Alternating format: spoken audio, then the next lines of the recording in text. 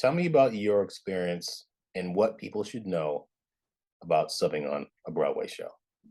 I think what people might not understand is that you're basically on someone else's schedule, because you can't just be like, you know what, I'm not going to do anything this whole week. I mean, you could, but then you could potentially be losing out on a lot of money. So you kind of always have to be available. And like you think about the holidays, like people that have chairs, if you're able to sub out up to 50%. So like someone wants to take off around the holidays, and guess what? As a sub, you're the guy around or girl, like you're the one that's around to play.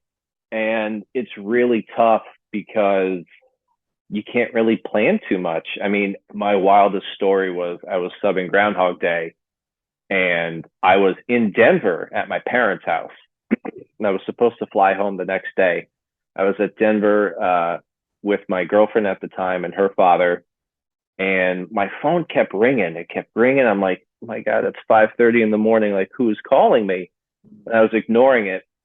And then finally at 6:30, like it was nonstop, I looked over and it was Howie. And I picked up, and it was a medical emergency. He had this emergency. And I'm like, I'm in Denver right now. And the other sub, there's only two subs because we were on stage for part of it, and you had to have a put in, so you couldn't just have anyone go play the book.